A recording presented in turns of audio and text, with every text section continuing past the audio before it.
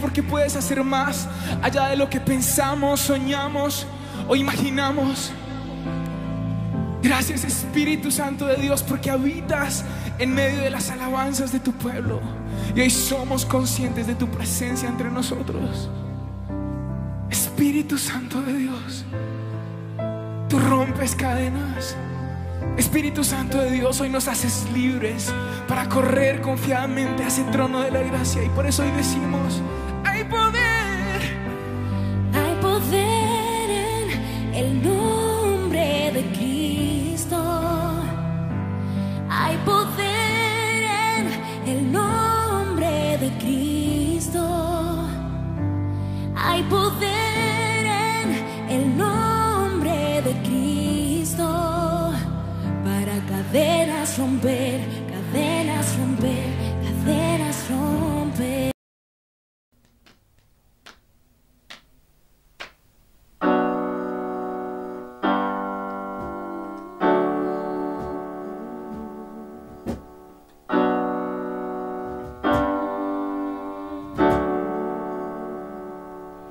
Hay poder en el nombre de Cristo.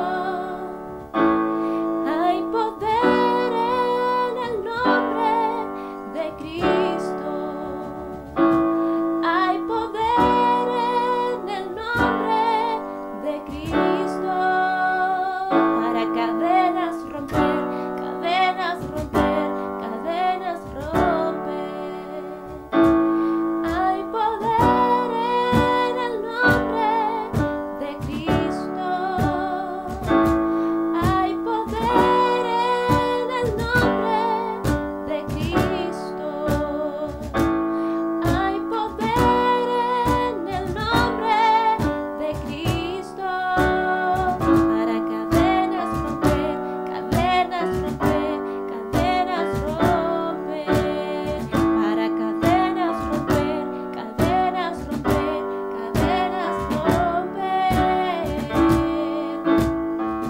Oigo cadenas romper. Oigo cadenas romper. Oigo cadenas romper. Oigo cadenas romper. Inigualable, incomparable, hoy y por siempre reinarás. Tuyo es el reino, tuya es la gloria, tuyo el poder y autoridad. Poderoso su nombre es, poderoso su nombre es, el nombre de Jesús mi Rey. Poderoso su nombre es, nada se iguala a él. Poderoso su nombre es, no hay otro nombre. Poderoso su nombre es, no hay otro nombre. Poderoso su nombre es, no hay otro nombre. Hola mis hermanos, Iglesia Poderosa de Cholila y Lago Rivadavia y Epuyén. Una vez más estamos a través de este medio para saludarlos, para enviarle un abrazo a la distancia, para que estén realmente en este tiempo con esa ansiedad, con esa gana de recibir una palabra de parte de Dios que va a ser compartida por el Pastor Carter. Así que hermanos, yo los saludo desde acá, mi familia también le mando un abrazo. Y gracias por sus oraciones, gracias porque sé que están orando por nuestras vidas y por nuestros familiares. Estamos un poco complicados con nuestra familia, pero que están lejos a la vez, que bueno, no podemos estar, pero bueno, sabemos que Dios es poderoso y Dios puede hacer realmente un milagro en mi hermana más que en este momento, pero estamos en contacto y sabemos que Dios la va a levantar y la va a sacar de esa situación. Así que, hermano, confía en Dios, sigamos confiando en Dios. Sabemos que ya estamos en el 8º mes de esta pandemia y ha pasado tanto tiempo, estamos llegando a fin de año, ya estamos en noviembre, queda un mes y medio para terminar el año, pero vamos a declarar que vamos a terminar un año en victoria y que viene algo nuevo, algo grande para la iglesia a nivel nacional, ¿sí? Y a nivel mundial también. Yo quería dejarle un salmo, Salmo 62:5, dice: solo Dios me da tranquilidad, solo Él me da confianza. ¿Sí? Solo Él nos da tranquilidad y nos da confianza en este tiempo, tiempos difíciles, pero sabemos que Dios está con nosotros. No deje de orar, hermano, no dejemos de orar, de clamar, de interceder uno por los otros, de orar por la iglesia de Argentina, orar por este hermoso país que es Argentina, que Dios va a hacer algo poderoso en Argentina si la iglesia ora y ayuna y clama. Es lo que Dios en este tiempo nos está demandando como iglesia y como pueblo. Vamos a orar para dejar al pastor Carte, que tiene la palabra, para que usted la reciba, que esta palabra sea de bendición para nuestras vidas y que Dios nos hable como cada vez que recibimos una palabra. Así que, hermano, no se canse de declarar, de evangelizar, ¿sí? Es el tiempo de no callarnos. Padre, te damos gracias una vez más en este día. Bendecimos tu nombre, Señor, te honramos. Te damos gracias, Padre, por poder estar nuevamente y poder salir por este medio, Señor, declarando una palabra de parte de ti, una palabra que va a llegar a nuestras vidas para poder meditar durante la semana en esa palabra, Señor, que tú has dado al pastor para que la suelte, Señor, sobre la comarca andina. Bendecimos la iglesia a nivel comarca andina, a nivel nacional. Desde acá, Señor, bendecimos cada familia que está del otro lado, declarando, Señor, que tú nos vas a hablar, declarando que viene un tiempo nuevo, un tiempo especial para cada uno de nosotros y que tú hasta acá has sido fiel, Señor, y seguirás siendo fiel. Bendecimos tu palabra y declaramos, Señor, que será una semana bendecida para tu iglesia, una semana de respuesta, en el nombre poderoso de Jesús. Amén y amén. Dios les bendiga, hermanos. Como decía nuestro hermano Miguel, otro tiempo más para seguir compartiendo a través de las redes sociales hasta que esto realmente se termine, ¿sí? Estamos viviendo tiempos difíciles, pero Dios de a poquito se van abriendo las puertas para que podamos empezar a juntarnos. Ya en Bolsón estamos juntándonos en la congregación acá. Lo mismo acontecerá en Cholila, en Chubut, Epuyén, en toda la comarca. Las barreras se van a caer. Volveremos a disfrutar de estar juntos. Pero como siempre les digo, que este tiempo sea un tiempo de reconciliación, de fortalecimiento espiritual, de intimidad con Dios. No hay excusas para no estar con el Señor. Así que en este día quiero compartir un mensaje que está en el Evangelio de Mateo, capítulo 26, versículos 36, que dice de esta manera. Ahí en su hogar, en su familia, donde esté, busque su Biblia, su celular, su tablet, lo que usted tenga. Mateo 26, versículos 36 al 46. Venimos en este mes hablando de lo que es la intercesión. Un tema maravilloso, precioso, y vamos a tener una serie de predicaciones basados en la palabra de Dios, lo que es la intercesión para la iglesia, y cómo el enemigo ha hecho de una manera u otra posible que la intercesión vaya desapareciendo de las iglesias. Un arma terriblemente poderosa, importantísimo. El intercesor es aquel que se pone en la brecha a orar, a ser vallados para que la iglesia realmente produzca el efecto que tiene que producir en la sociedad. El intercesor también es aquel que se identifica con el sufrimiento ajeno y clama en su alma, en su corazón, para que el dolor de aquellos que sufren pueda menguar, pero se identifica con el dolor ajeno y lo lleva delante de Dios en un clamor y en una oración. Por eso es tan importante la oración, y en la medida que el intercesor se mete en ese lugar de clamor, la intercesión repercute sobre su vida, su contexto familiar, sobre su hogar, su familia, su iglesia y la sociedad en la cual él pertenece. Así que, mis hermanos, es fundamental recuperar la intercesión. Convertirse en un intercesor no es fácil, es una lucha tremenda espiritual. Cristo es un intercesor. La Biblia dice que Él está delante del Padre intercediendo por nosotros. En Romanos 8:26 dice que el Espíritu intercede con nosotros con gemidos indecibles. O sea, el Espíritu que Él nos ha dado es por esencia también un intercesor. O sea que la iglesia está llamada a ser intercesora, porque lo que va a cambiar la historia de la humanidad, la historia de los pueblos, la historia de la iglesia, es una iglesia que interceda. Como la iglesia que en Hechos de los Apóstoles intercede por Pedro en la cárcel y mueve las esferas espirituales y se manifiestan los ángeles, irrumpen en la esfera material y visible y Pedro es liberado. Eso es lo que va a generar la intercesión. Por esencia, los siervos de Dios, profetas de Dios, los líderes que Él levantó en la historia del cristianismo, como en la historia de su pueblo, fueron intercesores, fueron gente de oración y de clamor. Y hay 500 casos de oraciones, de clamor, que Dios responde. La palabra de Dios está llena de eventos que fueron sacudidos a través de la oración de sus hijos, ¿sí? Entonces, será tan importante la intercesión que no podemos perder de vista este elemento esencial en lo que es la evangelización, la predicación de la palabra de Dios, la extensión del reino de los cielos. Eso es un arma fundamental que abre brechas para que entre el evangelio poderoso de Cristo al corazón de la gente.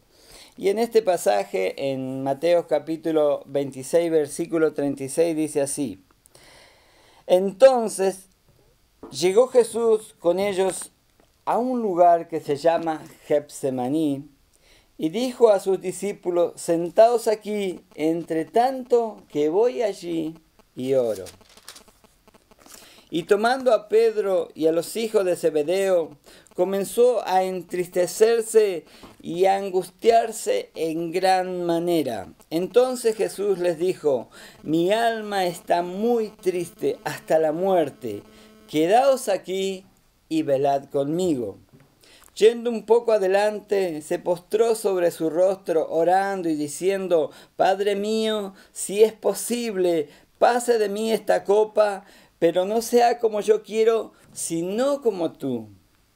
Vino luego a sus discípulos y los halló durmiendo, y dijo a Pedro: ¿Así que no habéis podido velar conmigo una hora? Velad y orad, para que no entréis en tentación. El espíritu a la verdad está dispuesto, pero la carne es débil.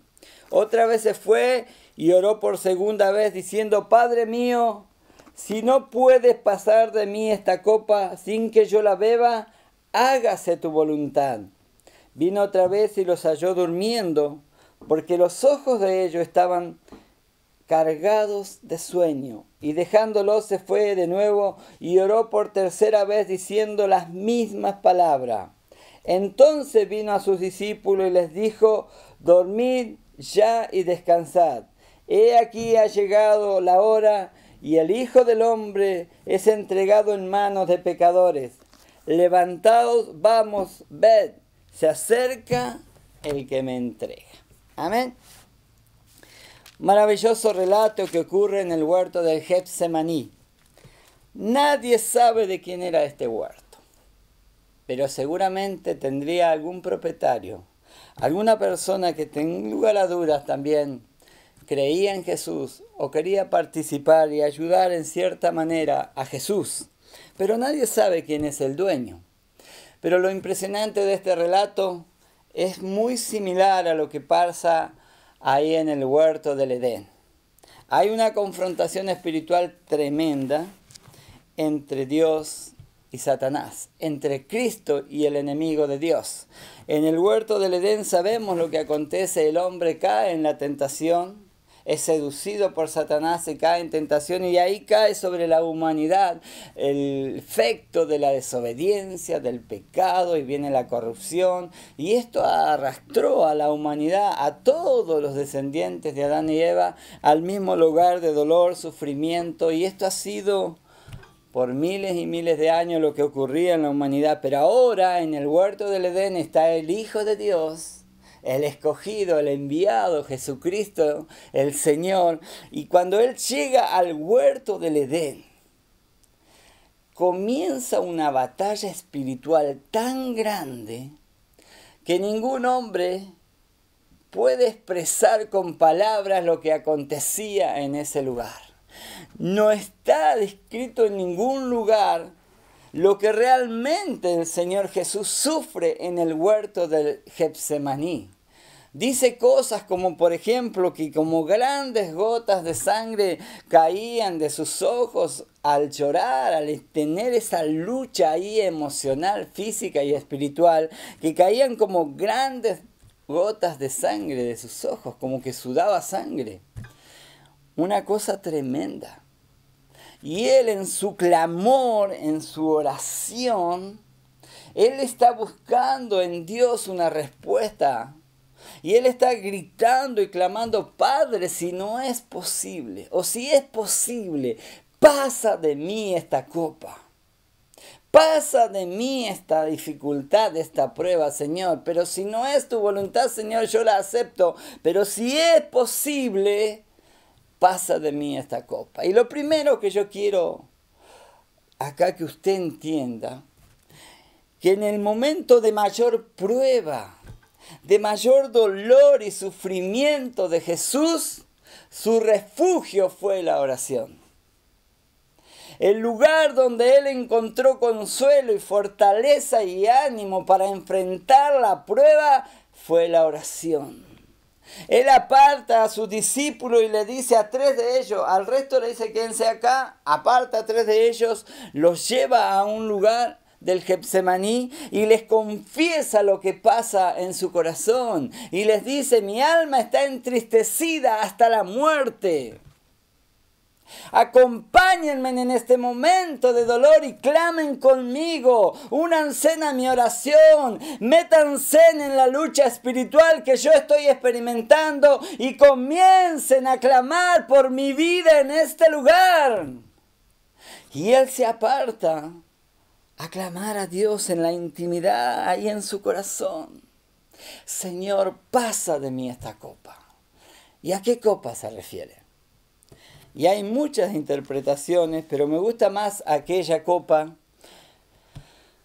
que se refiere a la copa del Getsemaní, a la lucha espiritual intensa que Él sufre en el huerto del Getsemaní, a esa experiencia que yo no dudo que fue una lucha cuerpo a cuerpo con el diablo, con una arremetida feroz del infierno que querían que Él vuelva atrás de su proyecto, de su propósito de querer llegar a la cruz del Calvario. Estoy de acuerdo que la lucha es ahí en el huerto.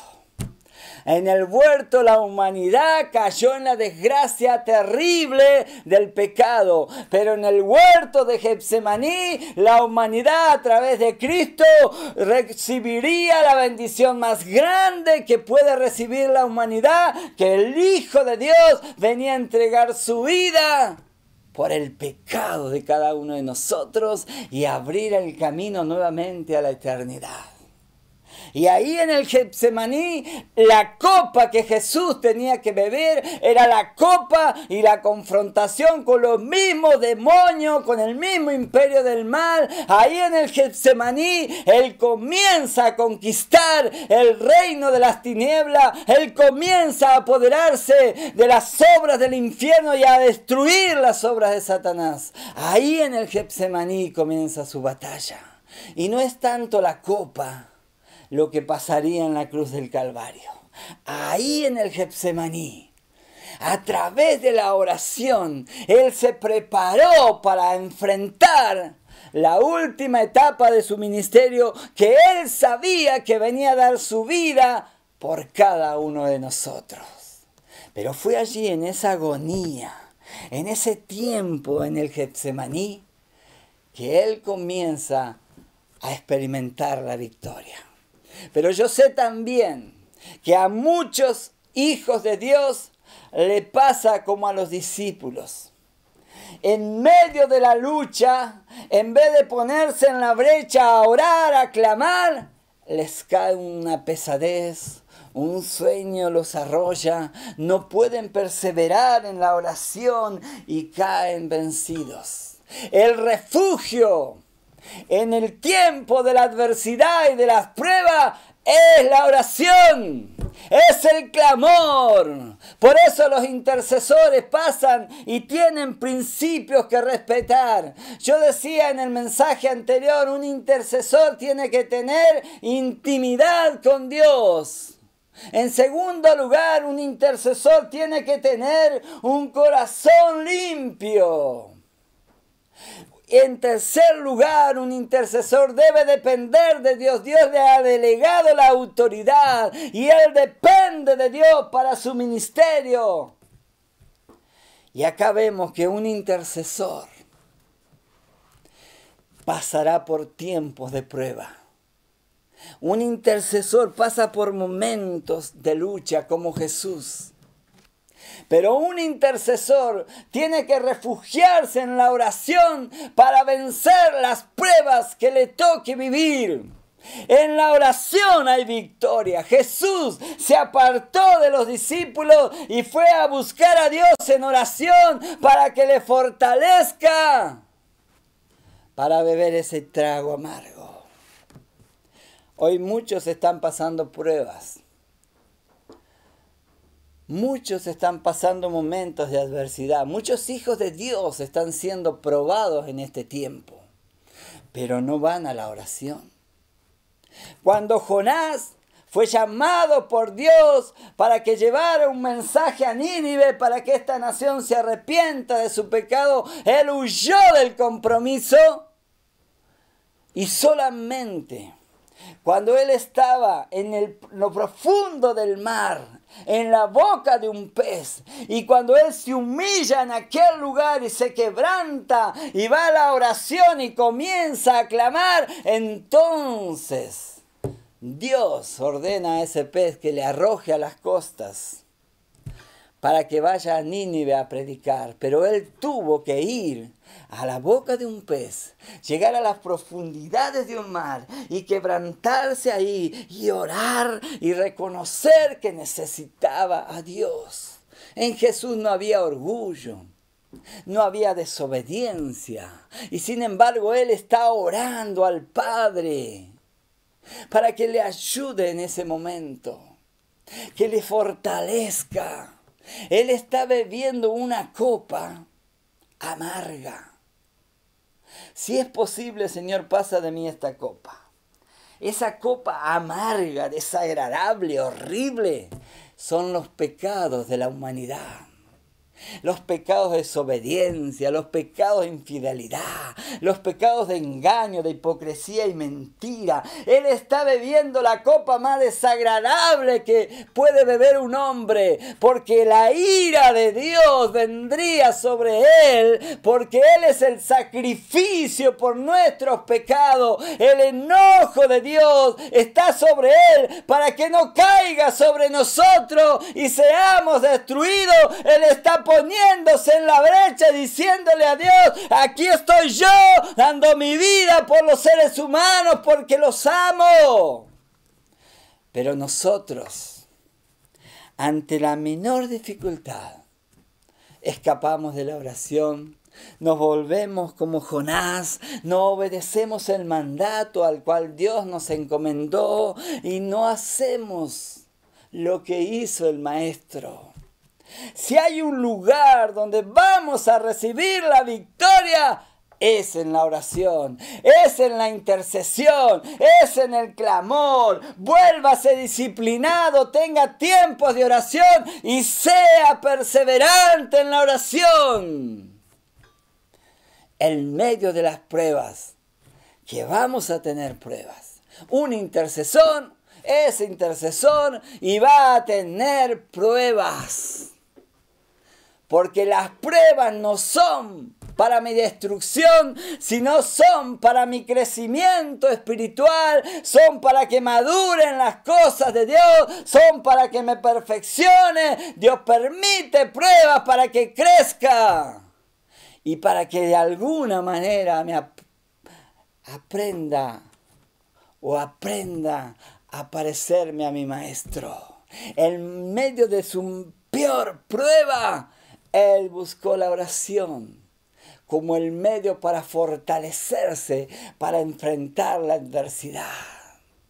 En medio del Getsemaní, Él ya estaba visualizando una humanidad liberada, una humanidad perdonada, una humanidad que tendría la opción de ser libre, de ser salva, de ser santa por el sacrificio de Cristo. En medio del Getsemaní, el Señor se aparta a orar y deja a sus discípulos también con una orden: velad y orad por lo menos una hora. Cuando viene le dice a Pedro: ni siquiera una hora puedes orar. ¿Cuántos humanos, cristianos, líderes recibirían este reproche del Señor? ¿Ni siquiera una hora? ¿Ni una hora puedes orar? Pedro, si orás una hora, para mí es una bendición. Pedro, si me acompañás una hora en tu oración y tu clamor. Juan, Andrés, si ustedes están acá conmigo en medio de este lugar orando, a mí esa hora también me sirve. ¿Cuánto más a una familia que se junte a orar una hora? Un matrimonio que ora una hora. Una persona que dice: es mi tiempo de intimidad con Dios. Es mi tiempo de clamor y oración, una hora.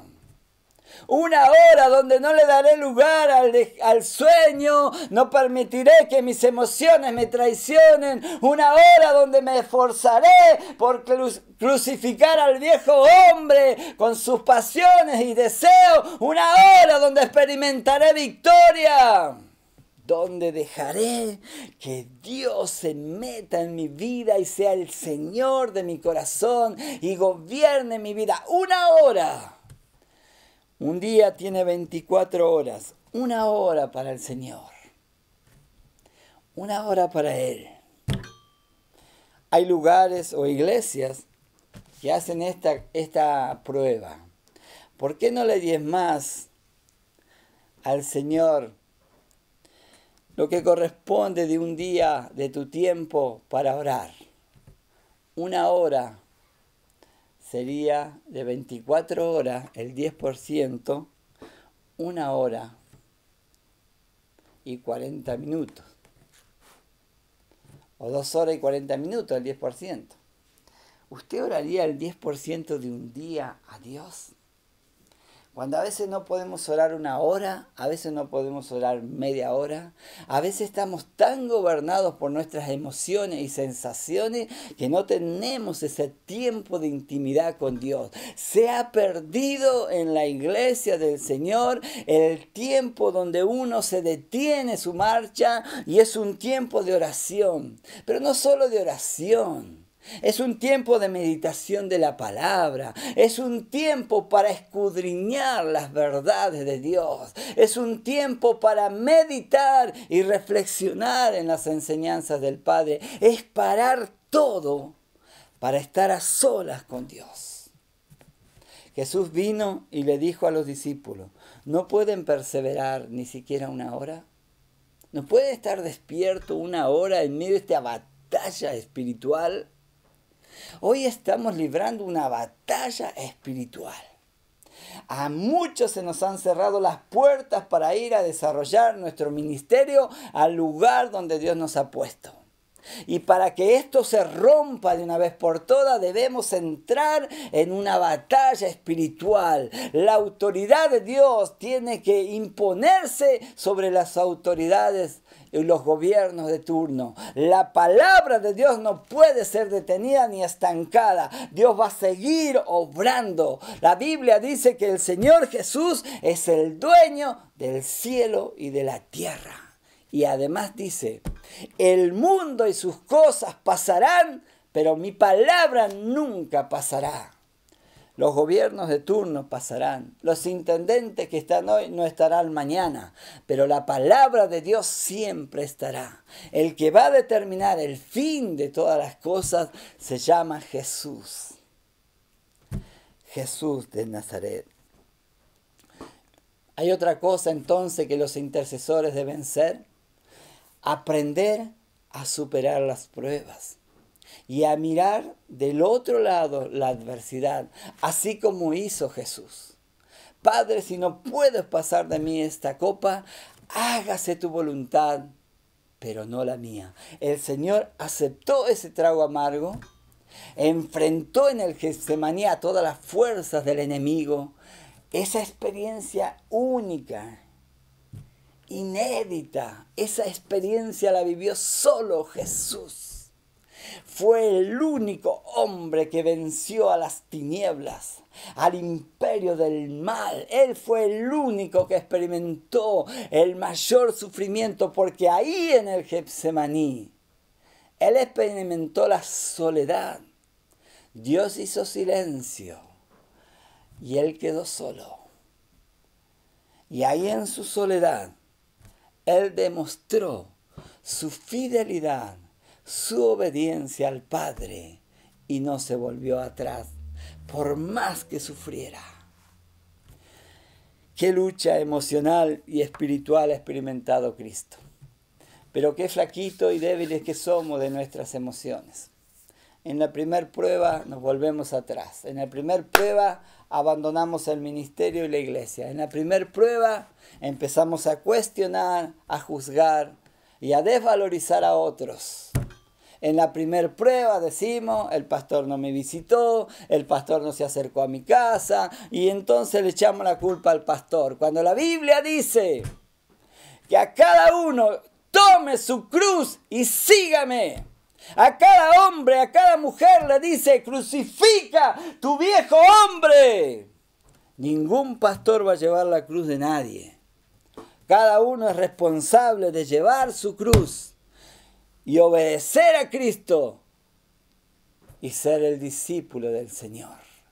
Nadie podrá echarle la culpa a un pastor el día de mañana. Sos responsable de llevar tu cruz y vivir tu vida cristiana y ser fiel y obediente a Dios. No te escondas detrás de ningún ministerio, porque esa relación personal con Cristo, vos sos responsable de cultivarla, de perfeccionarla con la ayuda del Espíritu Santo. Amén. Entonces,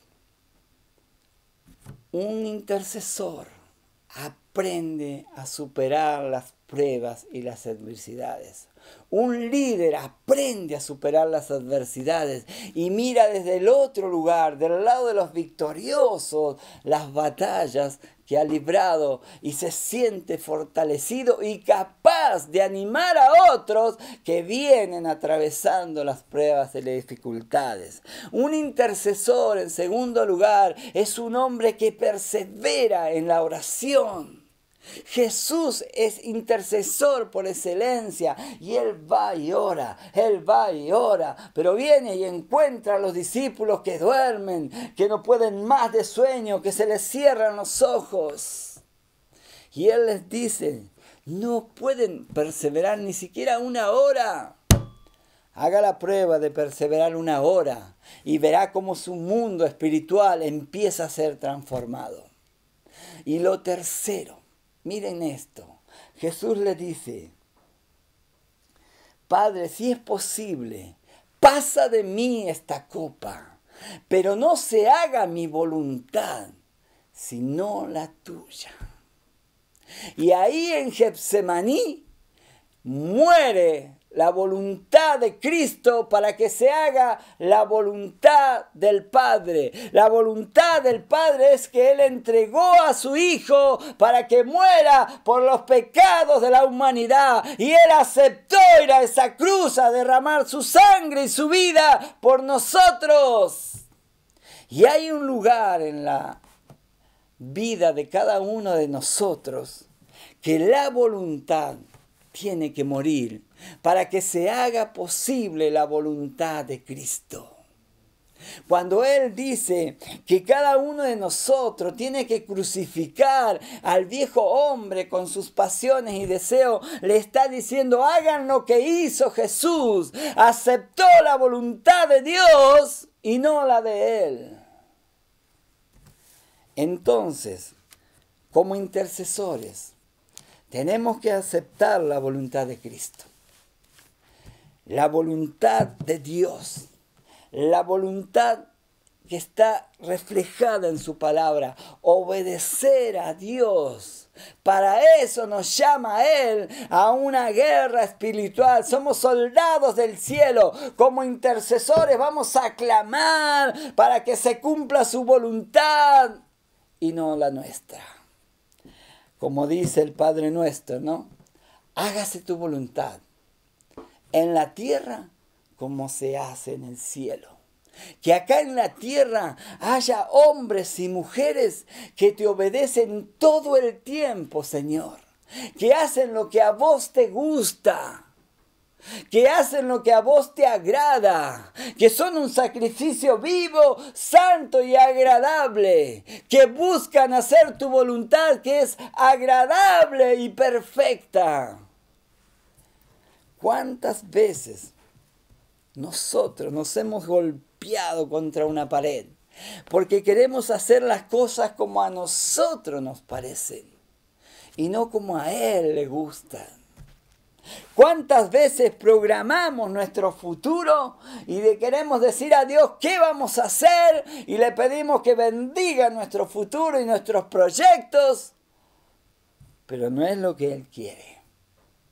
No es su voluntad, sino la nuestra. Y Dios nos va a bendecir cuando hagamos su voluntad, que es agradable y perfecta.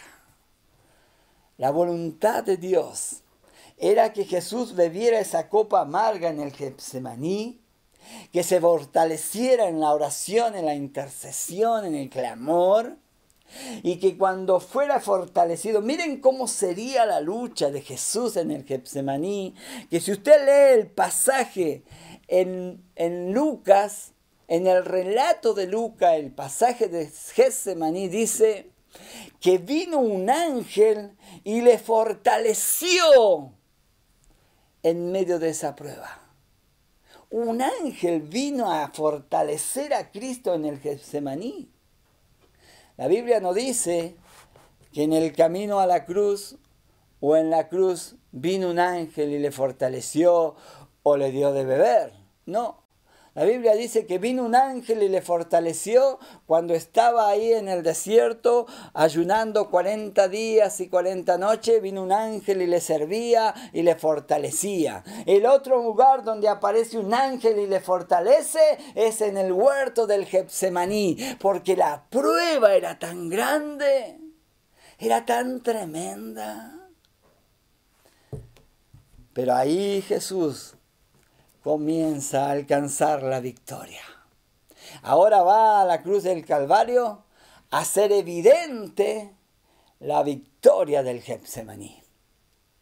Él bebió la copa amarga en el Getsemaní. Ahí lo fortaleció un ángel. Ahí en Dios se fortaleció en la oración. Y va a la cruz del Calvario a hacer evidente su victoria sobre los demonios y el imperio de las tinieblas. Y la Biblia dice que ahí en el Calvario los expuso públicamente.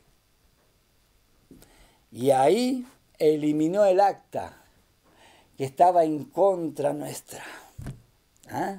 Ahí declaró la victoria del reino de los cielos sobre el reino de las tinieblas.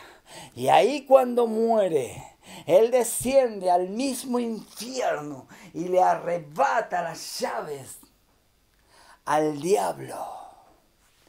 Va a las tinieblas a arrebatarle las llaves al mismo diablo y se las entrega a la iglesia. Cuando le dice a Pedro que le entregaba las llaves del reino de los cielos. Y la iglesia comenzaría a predicar de la victoria de Cristo sobre el infierno. Y la palabra de Dios comenzaría a ser anunciada a las naciones. Y los que creían en el sacrificio de Cristo entrarían a su reino. Ahí comienza el ministerio de la iglesia. Pero fue en el Getsemaní, en ese lugar de confrontación espiritual, donde Cristo consigue la victoria más resonante. Fue ahí donde comienza Él a conquistar las obras del diablo. Y fue en su resurrección gloriosa donde se levanta para siempre. Y ya nunca más habría un Jesús siervo, sino un Jesús que reinaría para siempre. Cuando Él se levanta de las muertes, la Biblia dice que le fue dado todo poder sobre la tierra y sobre los cielos. Él reina para siempre. Y la Biblia dice que toda rodilla se doblará y confesará, todas rodillas, en los cielos, en la tierra y debajo de la tierra, que Jesucristo es el Señor. Él es nuestro Señor. Él pagó el precio de nuestra salvación. Y Él en este tiempo nos pide que seamos gente de oración, gente de clamor, gente intercesora, que nos pongamos en el lugar del que sufre. Jesús estaba sufriendo en el huerto de Getsemaní, le decía: Pedro, Juan, Andrés, oren conmigo, pónganse en mi lugar, intercedan conmigo, clamen conmigo. Y ellos no podían. Pero también nos dice en Hechos de los Apóstoles que cuando venga el Espíritu Santo sobre nosotros, recibiríamos poder. Él ya nos ha equipado. Él se ha metido en nuestro corazón. Él está dentro nuestro y la palabra dice que nosotros somos el templo de Dios. Cuando Dios limpió el templo y esparció ahí los animales, los mercaderes, limpió el templo, Él dijo: mi casa será llamada casa de oración y no cueva de ladrones. Ahora yo le pregunto, ¿cuál es la casa de Dios? ¿Ese templo hecho por manos de hombre o este templo hecho por Dios? Nosotros somos la casa de Dios. Por tanto, la casa de Dios es una casa de oración. Por lo tanto, yo sujeto mi voluntad a la voluntad del Padre para ser un hombre, una mujer de oración. Eso es lo que Él quiere, que seamos gente de oración. Entonces el reino de Dios se establecerá en la tierra. El hombre que no ora, la mujer que no ora, está viviendo de acuerdo a sus emociones y a su voluntad. El hombre y la mujer que oran, que se humillan, están quebrando su voluntad delante de Dios, diciéndole: no se haga mi voluntad, papá, sino que se haga la tuya. Entonces, nosotros lograremos nuestras victorias más resonantes. Jesús el siervo se convirtió en el Rey de Reyes y Señor de Señores. Tiene el título por excelencia en cualquier lugar del universo. Y si nosotros entramos a ser gente de oración y de intercesión, vamos a lograr las victorias más resonantes y el reconocimiento que no nos imaginamos. Jesús dijo en un momento: y tú cuando ores, no seas como los fariseos o como los hipócritas, que oran en público para ser visto por la gente. Tú cuando ores, entra a tu cámara secreta. Y el Señor que ve en lo secreto te recompensará en público. Jesús se apartaba a orar a los desiertos. Oraba de noche o de madrugada. no buscaba el aplauso de las multitudes ni el reconocimiento de los gobernantes o sacerdotes de su época. Él lo que quería era agradar a Dios en lo secreto, ahí donde nadie lo veía. Ahí en tu pieza, en tu habitación, en tu cuarto, donde vos estás, donde nadie te ve. Quebrantá tu corazón. Deja de lado tus emociones. Arrodillate al Padre. Y el que te dé en lo secreto, te recompensará en público. La gente se dará cuenta que sos alguien que le agrada a Dios. La gente reconocerá que en vos hay dones y talento y hay un ministerio y que fue Dios el que te eligió. Jesucristo bebió la copa, se llevó todas nuestras inmundicias, nos abrió el camino al lugar santísimo y la Biblia dice que nosotros somos reyes y sacerdotes para Dios por la obra de Cristo. Entonces nosotros tenemos la oportunidad de entrar al lugar santísimo y estar en intimidad con el Padre. Mi hermano, Dios te bendiga. Se levante un intercesor en tu hogar, en tu familia. Se levante un intercesor en tu comunidad. Que vos seas ese que va a abrir brechas para que el Evangelio penetre en los corazones más duros. Aquel que va a interceder por aquel que no le conoce, por el incrédulo, por el pecador, por el borracho, por el alcohólico, por el drogadicto. Dios te bendiga en este tiempo. Se levanten intercesores en todas las iglesias que le abran el camino al Señor, para que manifieste su reino. Los precursores como Juan, que le abrirán el camino al Rey de los cielos, a Jesucristo. Amén. Dios te bendiga en este tiempo y ojalá puedas seguir meditando en lo que dice su palabra. Amén. Hagamos una oración ahí en tu hogar, en tu familia. Dios te bendiga y derrame un espíritu inquebrantable de intercesión sobre tu corazón y no dejes de orar. No dejes de orar. Amado Padre, te doy gracias por este tiempo. Gracias porque tu palabra es maravillosa, Señor. Gracias porque nuestro Señor Jesús bebió el trago amargo de llevar sobre sus lomos los pecados de cada uno de nosotros y de una humanidad condenada. Y aceptó esa copa amarga para ir a la cruz del Calvario a exponer públicamente a Satanás y sus demonios y alcanzar la victoria más resonante. Se levantó de los muertos porque no había pecado en él que lo condene, y enterró para siempre nuestros pecados y nos abrió las puertas del reino de los cielos. Gracias, Señor, por amarnos tanto y dar tu vida santa por cada uno de nosotros. Señor, realmente te ruego en este tiempo que nos conviertas en esos intercesores de los cuales habla tu palabra, que vencen el sueño, que vencen el cansancio, que vencen las emociones humanas y que rinden su voluntad al Padre para la gloria de tu nombre. Amén. Y amén.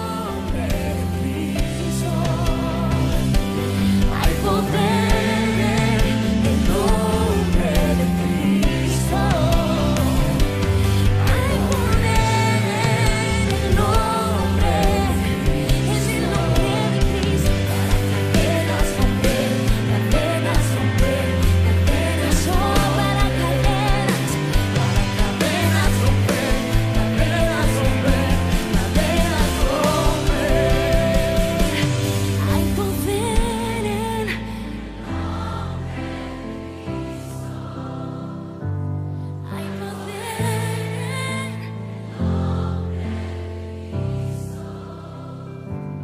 hay poder en el nombre del que venció para cadenas romper, cadenas romper, cadenas romper. romper. Oh, yo soy